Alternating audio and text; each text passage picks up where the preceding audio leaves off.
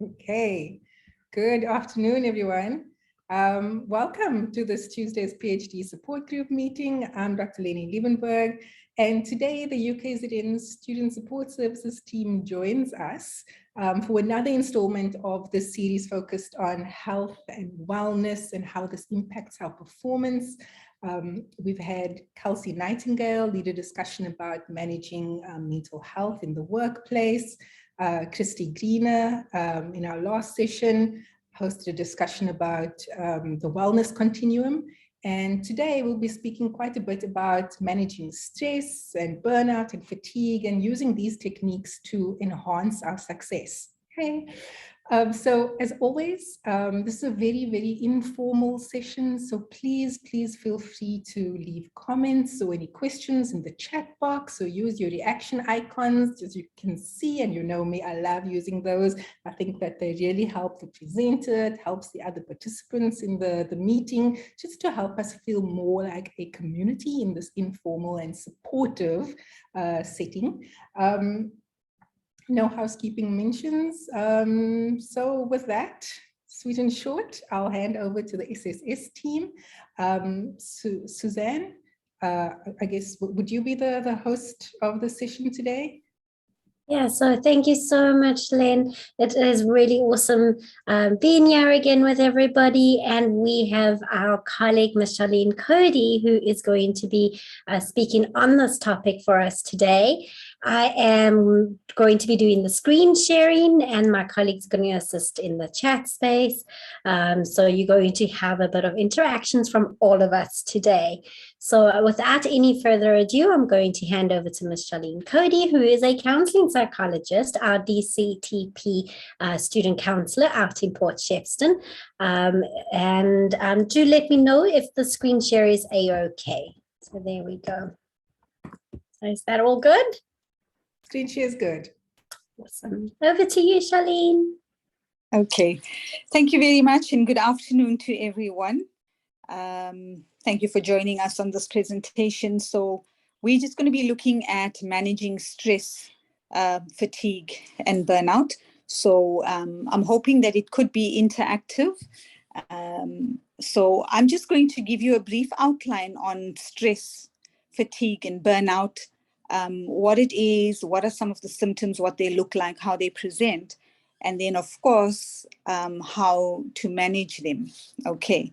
So, all right. So stress, fatigue, and burnout are common problems that many of us are facing nowadays. You know, lots of contributing factors. And for us to be able to deal with it appropriately, we have to have an understanding of what these are, the stress, fatigue, and burnout, and how you would present with it, because you want to be able to function at your optimum. And so very often, stress, fatigue, burnout prevents us from functioning at our optimum. All right, I hope you all can hear me clearly. Okay, so the Dictionary of Psychology describes stress as physiological or psychological responses to internal or external stresses. So very often, some of our internal stresses could be, for example, the pressure that we exert on ourselves to kind of perform at a certain level. And when we're not performing at that level, then, and our expectations of ourselves are not met, then it causes stress within us. It could be external pressures, and it involves changes affecting nearly every system of the body. And it definitely influences how we feel and how we behave. So it comes from the pressures of tensions, emergencies, and the course of everyday living, whatever we have to do. It is the body's reaction to a change that requires a physical, mental, or emotional adjustment or response. And stress is constant. Some of you may disagree, but it is a constant part of life. It's just that some of us, for some of us, it is heightened because we're not dealing with it appropriately. And for some of us, it's there, but we're not really feeling that pressure because we somehow able to navigate our way. But it definitely is a constant part of life, can be experienced both positively and negatively. It can be a source of both energy and discomfort. And what we need to do is to learn how to manage, how to respond to stress.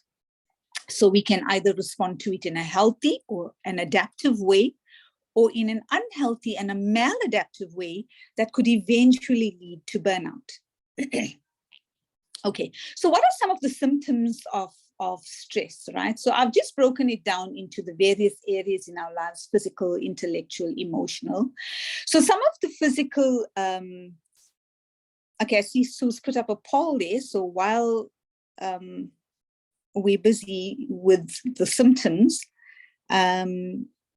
perhaps you want to just complete that poll, right? Okay. Yes, so sorry about that. Yes, yeah. If I thought it would be a really great time to release the first poll. I forgot to ask you about when I needed to release it. Sorry, I meant to tell you, and I just got caught up with the presentation. Shall we wait for everybody to finish up? We can continue with the symptoms. I know you've got a couple of nice slides on the symptoms, so it will give everyone a nice chance to complete it. Absolutely. Okay. So we're looking at the physical symptoms. Some of them are increased heart rate, stuttering, elevated blood pressure. Sometimes you feel nauseous, you feel like throwing up. You have sweaty palms, sleep disturbances, tightness in chest, fatigue. So if you look at these symptoms, they're almost similar to a kind of anxiety attack. If you look at it, it's very, very, or mimics, when you're having a bit of an anxiety attack. And then continuing with the physical symptoms: headaches, proneness to accidents. And you may wonder, how does this fit in? But very often, because you are so overcome by the stresses, it tends to affect how you're thinking, and you're not functioning properly. So you would probably miss something, and you're prone to an accident. Then you may present with symptoms of diarrhea. The slumped posture is actually, for me, just a lack of energy. You can't just, sit upright and take charge of yourself. You're just feeling so stressed out. Tension in the neck or back muscles, shallow breathing, trembling, nervous laughter or butterflies in the stomach. Very often when we are stressed, we would tend to try and, laugh it off, but ultimately inside of us, it is getting to us. Some of them have tics or twitches and dryness of mouth. So with the emotional symptoms of stress, in terms of how you feel, you tend to become irritable, moody, angry, you over alert. Sometimes you tend to feel helpless and you're frustrated because the situation is stress, causing you such distress, you don't know how to deal with it. Sometimes feelings of, depending on the situation, feelings of jealousy would creep in, and that would spark off a whole chain of events and reactions from you. Loneliness, feeling tired and exhausted, lowered self-esteem and a lack of self-confidence, and a lack of interest. So these are some of the emotional symptoms that you would experience. Then in terms of how you think, you tend to become forgetful. You're so preoccupied. Maybe that event is so stressful that all you can ever think about is that. And so you're preoccupied with thoughts about the stressful event. At times you would tend to maybe block thoughts or block images. You'd also have errors in judging, and that's where you can become prone to accidents and stuff, difficulties making decisions. You'd experience some kind of mental confusion. You're not able to concentrate, not able to focus on attention to detail.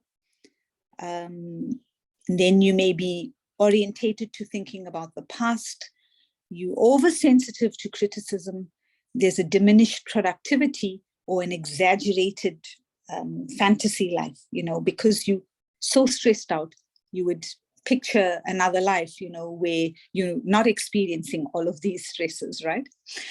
Then in terms of behavior, how do we behave under stressful situations? Some people would tend to smoke excessively. Some people would engage in aggressive driving. And if you think of incidents of road rage, perhaps it's not the incident that had taken place at that point in time, but an underlying stressor that has prompted the driver to react in that way. Tend to be careless. You'd probably increase your consumption of alcohol or drugs, overeating or comfort eating. Some would engage in a very fast-paced speech that sounds almost incoherent. Some people would chew their fingernails because they're so nervous and anxious about the situation. The nervous laughter, the panic, and the accidents, okay? Then coming to your health, okay? Some of the symptoms of stress would come out in some medical conditions like heart disease, asthma. You tend to feel dizzy, or you have some migraine headaches. Some people would break out in an eczema. You have skin complaints, aches and pains in your chest, in your body, in your limbs, frequent urination or diarrhea, ulcers, and then a loss of libido, right? Or a loss of interest in sexual activity. And then when it comes to the work situation, stress can often lead to increased absenteeism, a less job satisfaction, also lowering your productivity because you're so stressed about a situation that you're not concentrating, you're not functioning at your optimal. It could also lead to tensions among colleagues and fellow workers, decrease your commitment to your job, and even lower your creative initiatives at work. So what are some of the types of stresses? Basically, two types. The acute stress, which is a brief stress related to a particular situation. Maybe you have a deadline to meet, right? Some of you are working and you're studying, and it's difficult to navigate that, and you find it hard to balance work and study, and you find that you have a deadline to meet. So it's going to present with some acute stress, right? It could also be in the event of a challenge or a traumatic event that you would present with acute stress. And then you get chronic stress, where there's an ongoing demand or pressure or worry that is upon you. It seems like it's going on forever with little hope of letting up. And it can be very harmful to a person's health or to your happiness. So even though people can sometimes get used to chronic stress and they may feel like they do not notice it so much, it continues to wear them down and has a negative effect on their relationships as well as their health. All right. And so earlier on, I mentioned it could be positive or it could be negative. So the positive stress that arises when motivation and inspiration is needed, for example, an athlete that experiences this energy before a race, that is termed as eustress. It's a short-term stress and it provides immediate strength. So it arises at points of increased physical activity, enthusiasm, and creativity, right? Whereas distress is a negative stress. It's brought about by constant readjustments or alterations in routine, and it creates feelings of discomfort and unfamiliarity, okay? So that was dealing with stress and how it presents. We now look at fatigue. I don't know if you recall an earlier slide in terms of some of the symptoms, and we came across fatigue. So fatigue is actually a symptom of stress, right? But it's just a lot more than tiredness, and it can make it really hard for you to get out of bed in the morning. It can prevent you from fulfilling your daily task. You'd experience probably physical and mental fatigue, though they're different, but they would often co-occur. Repeated physical exhaustion can lead to mental fatigue over time. It's also more than just sleepiness, right?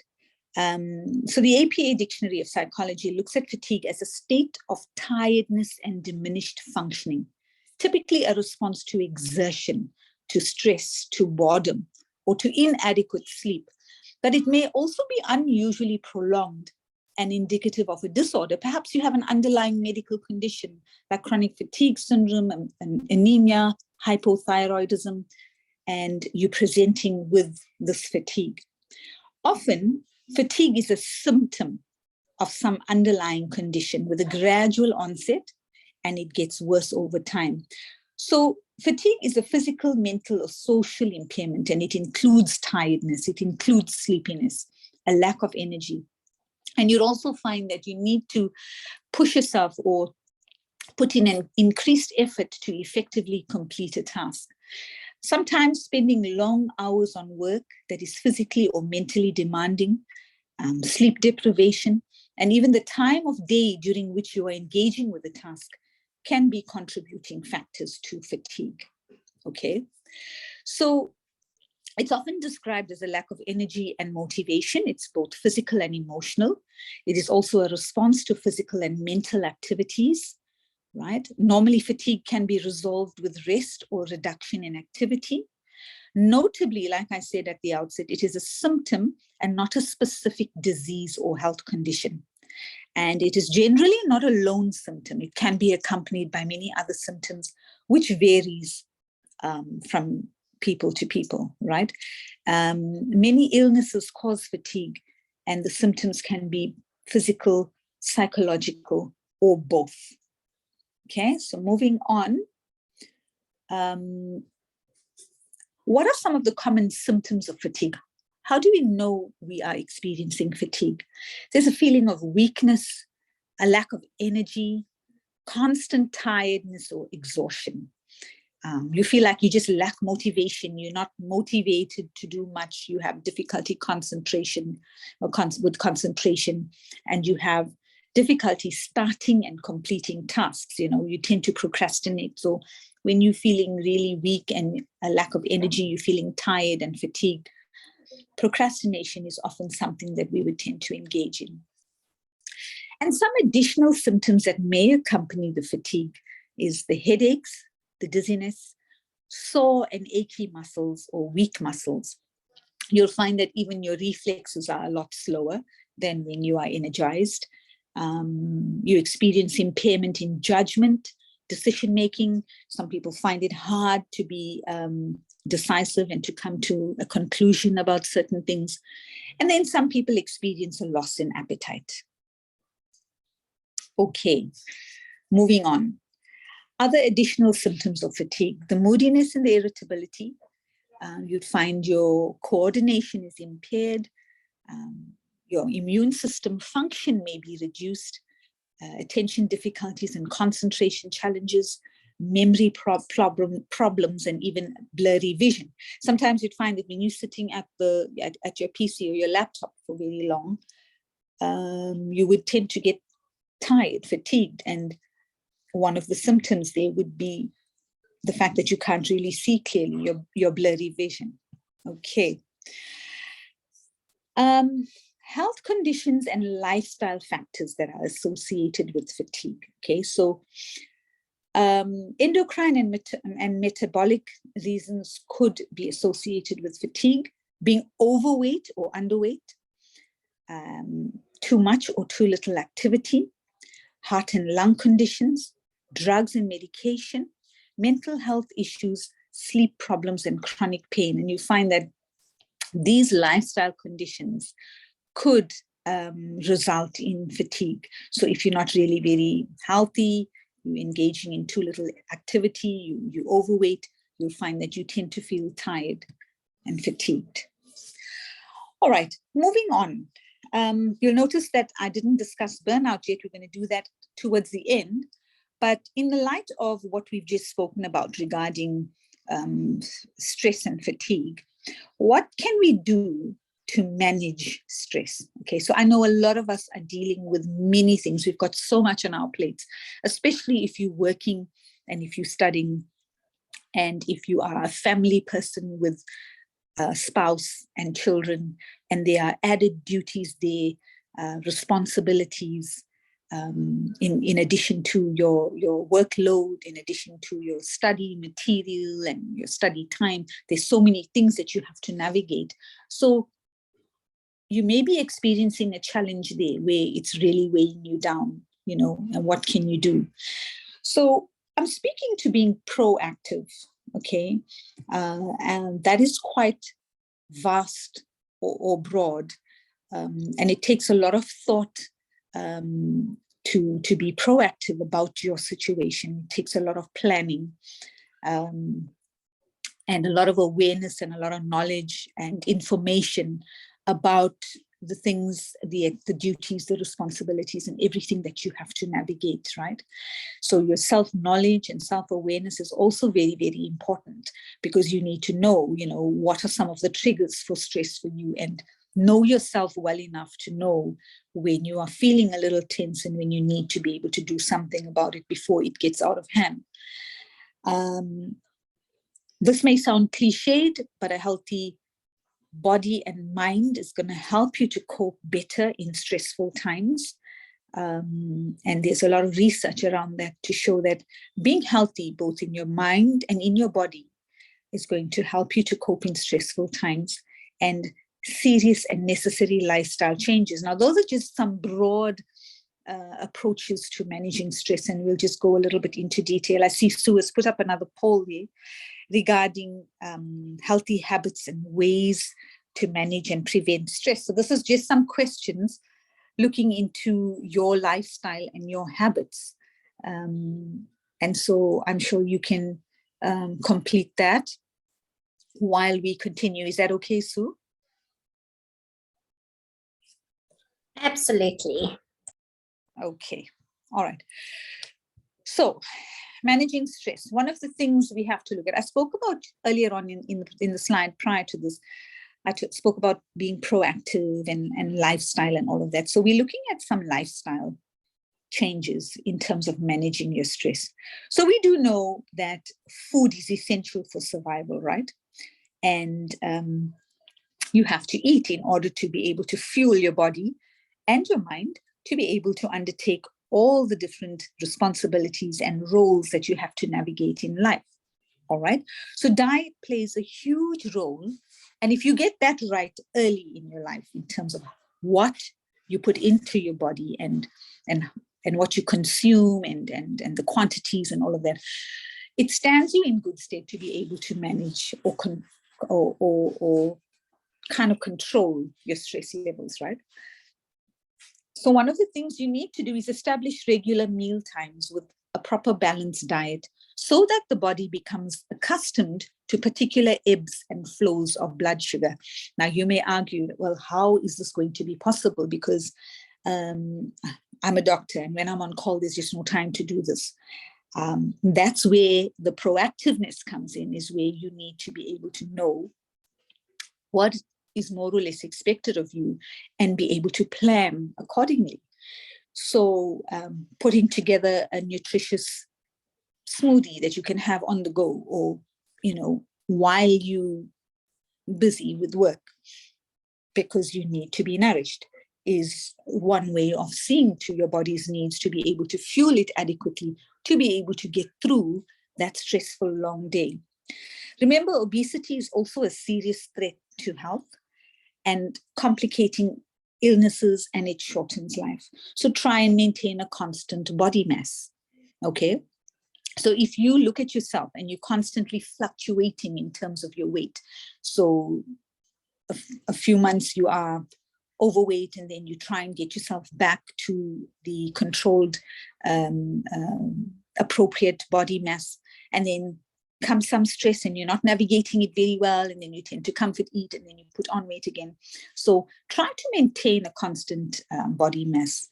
When we're under stress reaction in our bodies makes it harder for the body to process body fats, and it puts a huge strain on us. So eating in moderation as well is very, very important, okay? So that is regarding diet. And there's so much more that we could speak about in terms of diet. But in the interest of time, I'm just making mention of the very pertinent points regarding the various ways to manage stress. So the next thing we look at is exercise. Again, like I said, you've probably heard this quite a lot, but we don't pay much attention to it. So much of this you already probably know, but you're having a difficulty putting it together. you having a challenge trying to fit in exercise into your schedule. But just bear in mind that exercise has both physical and psychological benefits, right? So you do understand the whole issue around the endorphins that are released when exercises are performed to help you to get into a better, more balanced state of mind. So regular recreation, exercise, it's crucial to your overall well-being. Being physically active can lead to an enhanced mental concentration and decreased mental fatigue. So it sounds paradoxical because I'm suggesting that you would exercise regularly. That's going to make you feel tired, right? But then the benefit of that is that it actually decreases your mental fatigue.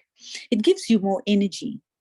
And when you're exercising, the more oxygen you absorb in each breath, the more energy and stamina you're going to have.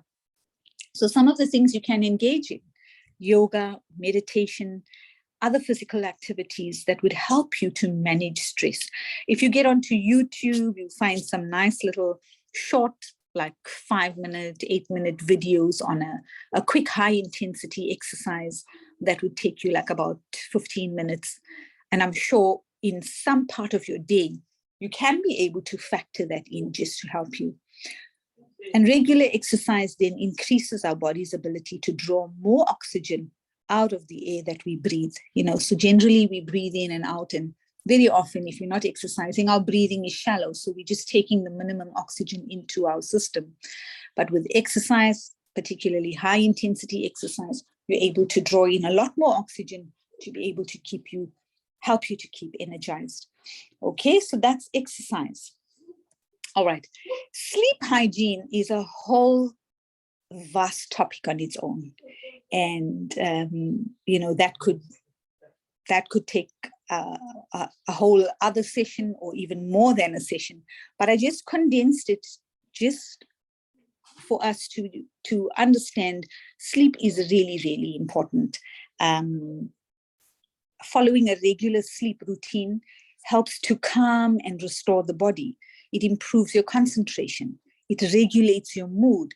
It sharpens your judgment and your decision making. So you're also in a better position to problem solve and to cope with stress when you are well rested. So I do understand, again, that we're navigating studies and jobs and various roles, in our lives. But it's important to schedule in the sleep. Okay. You're going to have to look at one of the things that we speak about a little later is your time management, but you're going to have to really look at how you can factor these little things to help you to manage your stress. It's easy to overlook it, and then you end up being more stressed and end up having burnout because you were not able to put these little measures in place to help yourself to cope. Okay, so I make mention of a sleep or rest chart, and that is 1 to 24 hours in the day. It's an exercise that you can engage in, coloring in your rest time in a different color to your sleep time, just for you to kind of keep track or identify a sleeping pattern. All right. And for you to kind of identify more or less how much sleep you're having in the day. It helps you to just track your sleeping and your rest patterns. It's useful to identify sleep and rest patterns so that you can modify your sleep habits and, just be able to give yourself a little more time to start proper sleep routines, or give yourself an idea to be able to start a proper sleep routine. Okay. So sleep routine is really, really important. Okay. So let's move on to the next slide. So the next one speaks about social support and networks. Okay. So if you're negotiating work, studies, you're going to find that you may have very little time for social gatherings. but it's something, again, that you're going to have to schedule in. Social support and networks are really, really important because it has been researched and found that those individuals who have a strong social support network are less stressed than those who do. So just being able to talk with and to listen to others, whether it's your co-workers at work or with friends or family at home, it can help to decrease your stress levels, okay? So your social networks are really, really important. But later on, I'm going to speak about the nature of the social networks that you should try and foster, okay? So having a strong, healthy support system or network is one way of trying to help you to de-stress. Okay, we now look at burnout, okay? So burnout is actually the culmination of all of those things that we have spoken about in terms of stress and fatigue. And if you've not been able to identify that you are experiencing fatigue now and that you need to do something about it, or you're going through a stressful time now and you need to kind of address that, and you go on and you've not really addressed the stresses that you're dealing with, you will definitely end up with burnout. So it's an extended period of stress that feels as though it cannot be overcome, okay? It feels like it's never ending, and it comes with feelings of emptiness and apathy and hopelessness. And if you're feeling that way, then you are sure undergoing some burnout, okay? Sorry.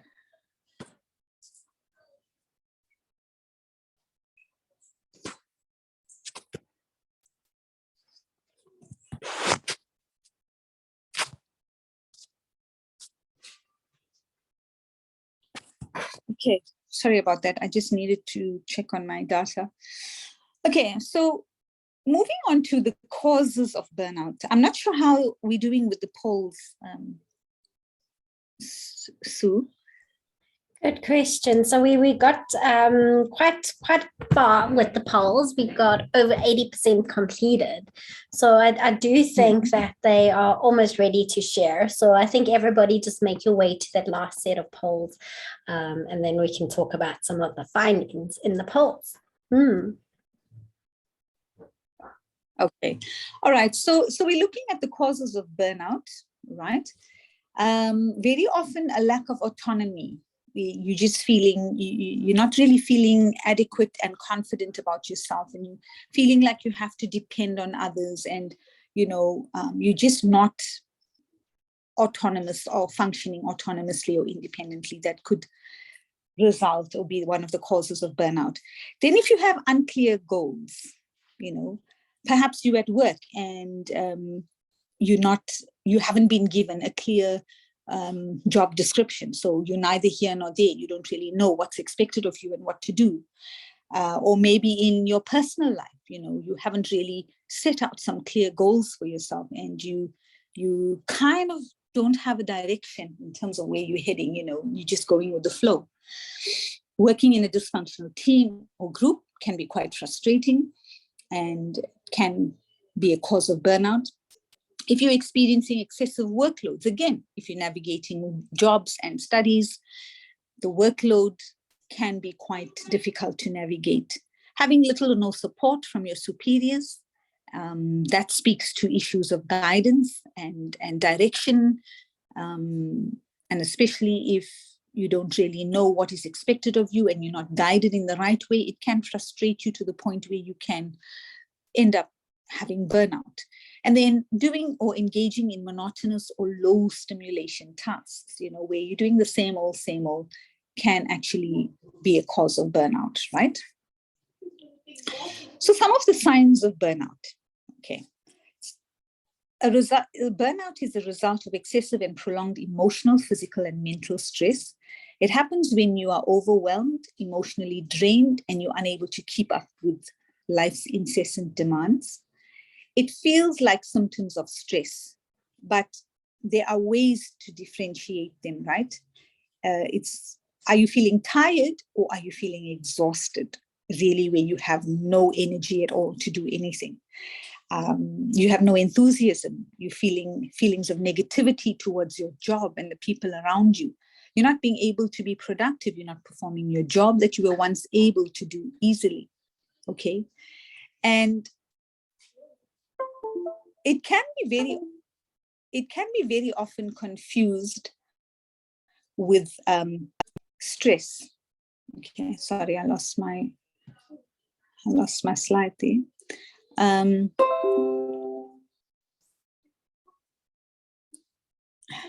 Okay, so it can have many symptoms and it can often be confused with stress. It can even escalate into depression, all right?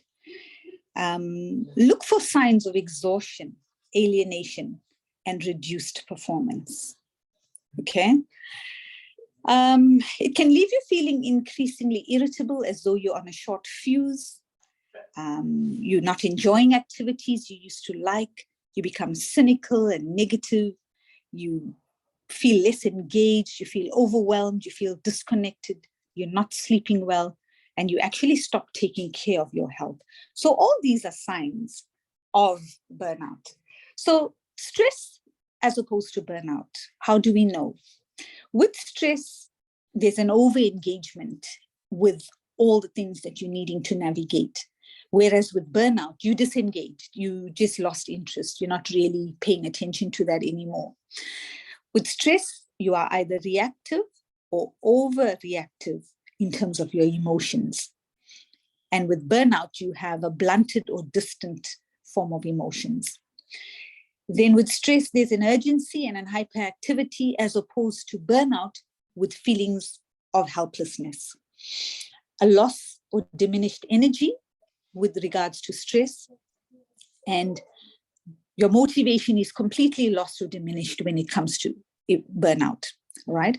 Stress leads to anxiety, as opposed to burnout leading to feelings of being depressed. And stress takes its toll on you physically, whereas burnout would have a huge emotional toll on you. Okay? So how do we deal with burnout, right? Earlier on, I just gave you some common stress management strategies, right? Further to that, communication is really very important. If it is work-related, then you're going to need to be able to speak to your manager or your supervisor to negotiate more manageable workloads. Or if it is regarding your relationship, if you're married, if it's your relationship with your spouse, or if you are still dating, your relationship with your partner, or even work-related networks, effective communication of feelings and needs is very important. Practice mindfulness to help you focus on yourself internally and know how you are feeling in the moment. Mindfulness is very useful in helping you to identify when you are feeling overwhelmed, and it will let you take stock of your emotional well-being. It will also help you cope with work challenges as well as life challenges. And then support. We spoke about support, strong support networks to be able to talk about how you're feeling is very important, right? So how then do you avoid burnout? Initially, when we started off, I spoke to you about being proactive. Now, as a person, your ability to be able to manage yourself, to be able to establish yourself, your sense of identity, your sense of worth is very, very important. Because if you are a strong person in terms of who you are, what you're capable of, if you know that this is who you are and this is what you are about, it's going to stand you in good stead to navigate stress, fatigue, and to avoid burnout at some point in your life, right? So developing a strong sense of self and self-worth at the outset is very important. It all starts with you as a person, right? And the value that you place on yourself, the care and the pride that you take of yourself, not only in terms of physically, but also mentally and emotionally. Assertiveness skills is something that is very important. Learning how and when and how to say no right? Very, very important. A lot of the times, our inability to say no to something would lead us in greatly stressful situations that could eventually lead us to burnout. So fuel your mind with uplifting and positive thoughts. And you've probably heard a lot about positive thinking. And I know that it's difficult if you're navigating work and studies and a family to be able to even nurture your mind. But again, scheduling time to feed your mind with something positive, something uplifting. All right. I don't know how many of you tend to, the first thing you do when you get up in the morning, tend to reach out to your phone and look through your WhatsApp and your social media. And then immediately you're exposing yourself to all the negativities and whatever it is that's entering your mind. And if you didn't know, that kind of sets the tone for you and for your day. Whereas if you have a routine, a morning routine to say, look, this is what I'm going to do in the morning. I'm not, as soon as I get up, I'm not going to look through my phone. That's not the first thing I'm going to do. The first thing I'm going to do, well, if you're a spiritual person, maybe the first thing I'm going to do is try and just orientate myself, just meditate, have a time of devotion or prayer, listen to a nice song, an uplifting song, a gospel song, or whatever it is to set the tone for my day. All right. So fuel your mind with uplifting, positive thoughts. So Winston Churchill once said, the empires of the future are the empires of the mind. So a sound, strong, positive, uplifted, encouraged mind is so important. Healthy thoughts constitute a healthy mind. Are the ideas that you embrace healthy? If not, check your thoughts. Check out, what are you thinking about? How often do you think about what you're thinking about? And it's important that you take time to think about, what is it that goes through your mind during the day? Is it helpful? Because if it is not helpful, then you need to learn to dispense with it. You need to learn to put it out of your mind. And there's a lot that you can do to change your focus and rethink other things. Learn to declutter your mind. Nowadays, we are so stressed because our minds are so cluttered with so many things that we have to do. And if there are any mums as part of our audience here, and you are working and you have children, you know that there's so many things that you have to navigate, making time to shuttle children to tuitions and to different activities and events, and then making sure that your job is done in terms of your profession or your occupation, or arranging transport. There's so many things, preparing the meals, getting back home, trying to prepare your meals. And, there's so much that you have to do, So very often the mind can be cluttered with a whole lot of unnecessary thoughts. Okay, so learning to declutter your mind so that you can avoid becoming easily overwhelmed by cloudy and distorted thoughts. So I'm speaking to detoxifying your mind by eliminating the junk food, in inverted commas, junk food from your daily intake. One of the authors that I read a book on, Rethinking Your Life, Stan Toller, speaks about a media fast. Very often we expose ourselves to things in the media that can really, really create havoc in our minds. So the feasibility of actually taking your mind off certain things regarding the media. Choose to spend time with people who raise the bar. Okay, so Proverbs 13:20 says, he who walks with the wise grows wise, but a companion of fools suffers harm. So if you are spending time with people who are talking about things and engaging in things that are not really productive and helpful, you're going to find that, you will be stressed out because your priorities are not in the right place. So choose to spend time with people who raise the bar. Create an accountability circle regarding aspects of your life, whether it's your prayer life, your relationships with your spouse, your commitment to work, your issues of your integrity, your study time, spending time with family, your habits. For example, if you're consuming alcohol and it's out of control, have an accountability partner, an accountability circle.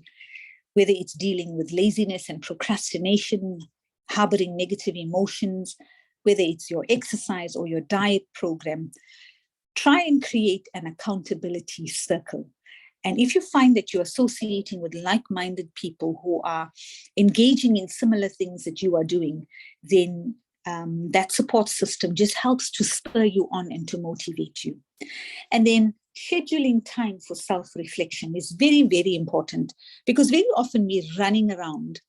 Life is such a rat race, and there's so many things that we have to do that we rarely or seldom take time for self-reflection. And that's really very important, to just find time to be with you and your thoughts, and just to nurture all the good that you've done in the day, or things that you haven't handled really well, and how you can look at handling it better the next time around. So this last section about rethinking your life is quite a broad section. And you can see that I've just condensed it into a few slides. But there's just so much to speak on this. And, so to effectively manage ourselves and our daily stresses and to prevent burnout, it is critical to our overall well-being that our minds are really strong. Spirituality, prayer, devotion, if you're a spiritual person, that would really help to prevent burnout. Identifying dysfunctional patterns of thinking and dealing with them appropriately. A man is what he thinks about all day. That's what Ralph Waldo Emerson once said. So identifying dysfunctional patterns of thinking and dealing with them in an appropriate way is one of the ways to avoid burnout. Expanding your interests. Find an activity that will bring you much joy and inner peace. When you're feeling overwhelmed and distressed, engage with that specific activity to bring you that peace and that joy that burnout, stress, fatigue robs us of. Always strive to expand your knowledge and your personal growth in order to be a better person. Thomas Hardy said, try to learn something about everything and everything about something. So I think all in all, in terms of our ability to manage stress, fatigue, and burnout, we need to start with ourselves in terms of our self-management and our self-care, being aware of ourselves, our coping styles, what distresses us, what triggers us to feeling a certain way or behaving in a certain way, and then being able to find things that would help us to cope in stressful times and help to prevent burnout. Okay, so just remember, I cannot emphasize enough to you how important it is for you as a person to have a strong and a sound mind, to be able to speak up for yourself, stand up for yourself, to be able to assert yourself, so that you actually can prevent yourself from burning out in the end. So I have actually reached the end of my presentation, Sue. So I want to thank you all for listening. I'm not sure if there are any questions or we want to get into the discussing the poll. But thank you all for listening. Absolutely. Thank you so much, Charlene. I really love how you went through the differences between stress, fatigue, and burnout, and the similarities and the unique differences that we need to be mindful of, and some of the strategies. And I think, as we're going to be looking at the polls, we're going to start thinking back to what you've shared with us, what strategy would be most ideal for a particular area. So I'm going to quickly just go through some of the poll results. So the areas of stress, and just based on perception, and I love the perception question, because the perception question already sets you up for that environment to be stressful. So I love the whole idea of, our mind kind of convinces us about certain things. So the poll 1, areas of stress, majority of us have responded to time being a significant area of stress for us, 82% of us. Thereafter, money, our careers, followed by housework, and then thereafter spouses and children. Yeah. Somehow in my personal slide, I don't know if you had it on yours though, I had the time management slide and I missed it. I don't know if I'd spoken to that because we were going to go to that in the end. And I see I'll go back to it. Yeah, my presentation, my personal presentation somehow, I don't know, that slide got deleted or something. But time management is really, really very important. And I also think it's more about, identifying your priorities and managing your priorities well. Look, there are 24 hours in a day. And I know that some of you may be working a lot and then you come home and it still feels like you're being at work because of everything that you have to do and the duties and the roles that you have to undertake on the home front. But time management is exceptionally important. So know what you have to do. Identify your priorities, and ultimately you'll find that although we speak to time management, I'm of the opinion that it's more about priority management, so you're looking at your priorities and you're managing those priorities. So you're finding or you're scheduling time for those priorities. And that's how the time management comes into play. So make sure that you make time for everything. Towards the end of my presentation, I spoke to self-management and self-care. And I think I just saw in the chat, Willie put up something on self-management now. It's exceptionally important that you're able to manage yourself. And if you're disciplined and if you're controlled, you'll find that, you will have the will and the presence of mind to be able to identify your priorities, not to procrastinate, and then to allocate the time due to that, whether it is time for family, whether it is time for work, whether it is time for sleep, so factoring all of those things into your schedule. I personally try to have like look at a routine, an evening and a morning routine, so that I know exactly what I'm doing. So whether there is a disturbance or a disruption, I try as much as possible to stick to my routine. So for example, I'm in private practice and there are days when I don't start work early, like 8 o'clock. And the tendency is to probably just lie in bed when you're not getting, you're not scheduled to go to work early. So I try to get up at a specific time every single day, just so that I am in that routine, So, just formulating a routine for yourself as well is very, very important. Okay. Thank you. Yeah. So are you going to be handling the...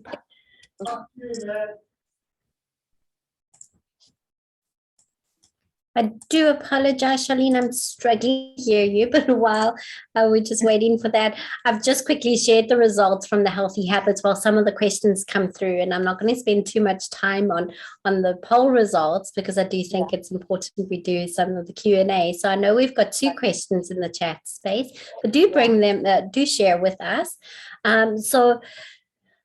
Charlene shared quite a lot of strategies with us.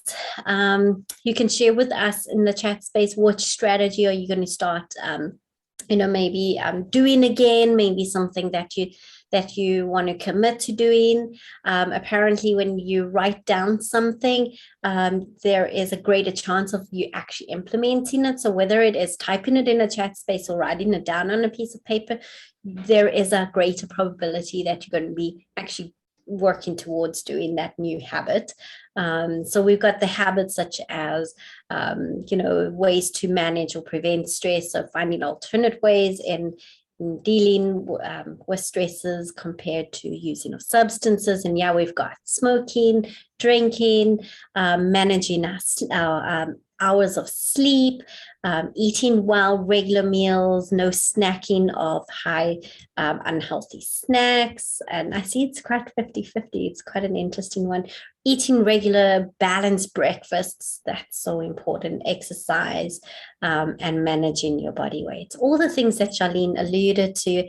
And I think she's definitely shared with us really some great ideas in how to do it a little differently. So I'm going to hand over to you all in the chat. So we've got 2 questions. Charlene, I'm going to read them out, and let's see. So we've got a question from Lenine.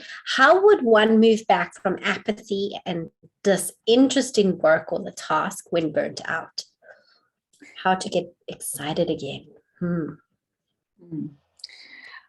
Okay, so this is a mindset, right? You're apathetic about something, and you want to get that motivation back. So very often, as we look through the slides, when you burnt out, when you're in a state of burnout, you lack that motivation, and there's just, you just can't get yourself back up, right? So one of the strategies that I use in therapy is, and then this is going to take some control and some discipline from you to actually do the opposite of what your mind is saying. So if you're in bed and you're thinking, I just need to sleep, you have to have the presence of mind to let that thought kick in to say, look, I'm not going to sleep now. I'm going to get up and I'm going to go and shower and just get ready for the day. So it's not that easy, I know, because when you're in a state of burnout, you in this, totally demotivated, exhausted state, and there may just be nothing that could help, to pick you up. But this is about you. So are you going to choose to just let yourself just go and lie in that state of burnout, or are you going to make that difficult and energy consuming decision to say, look, I have to get up and do something. Enough is enough. I'm not sure, my colleagues, what would you say to, or what would your response be to that, moving from apathy and interest back to a task? Yeah, I think you're touching on something that Lenine said in her second part of, or one of the questions, one of the follow-up questions. We find ourselves in a situation that's not likely to change. It's figuring out how you are going to get back into a type of routine so we can feel a little more successful. And one of the strategies I always recommend is chunk your work. Even if it's working for 20 minutes at a time, start off with one of the most difficult tasks, things that you're going to have to really, push hard in, start a day, the day with something like that, and take a good, decent 10 to 20 minute break after that. And then where you go and nurture yourself, revitalize yourself, do some chair yoga, just something to revitalize, and then move on to the next most important task. And again, chunk your work. Rather do a little bit of something than a lot of nothing. It's kind of like my advice. We had a follow-up question there, how to get excited again about what we used to get excited about. And I think, we can have long conversations.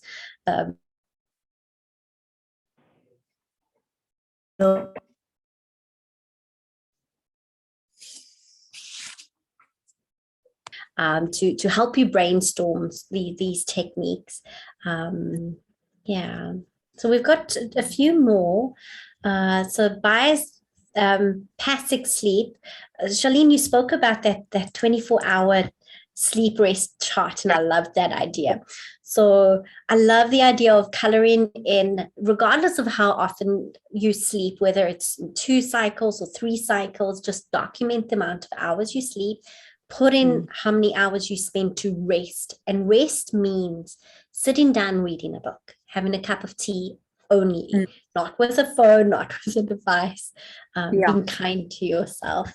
And I want to get to, like, there is one more question there. Charlene, what advice do you have for chronic procrastination and perfectionism? Okay. All right. So yeah, perfectionism in itself can provoke a lot of anxiety. And obviously, if you're not meeting your expectations of yourself, or if you've let yourself down in some way, and then there will be that tendency, because you haven't performed according to your expected standard, to kind of procrastinate. Look, for me, it's about embracing that this is life. Okay. So there are no perfect scenarios. There are no perfect situations. There are no perfect people. There are no, you just have to embrace that in the journey of life, you're going to hit speed humps and potholes. And we have a ton of those in our town. You're going to hit, an obstacle along the way. And you have to be able to navigate that. You see, it comes back again to when I spoke about developing a strong mind, to be able to counteract. Because very often we internalize a lot.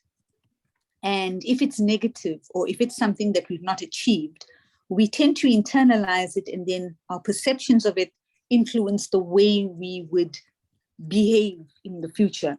And so, you tend to procrastinate, you tend to, just be demotivated. So for me, it's about embracing everything about life, all right? The good, the bad, the challenges, the ups, the downs, the happy, the sometimes miserable, the failures, And if you have a broad and open outlook,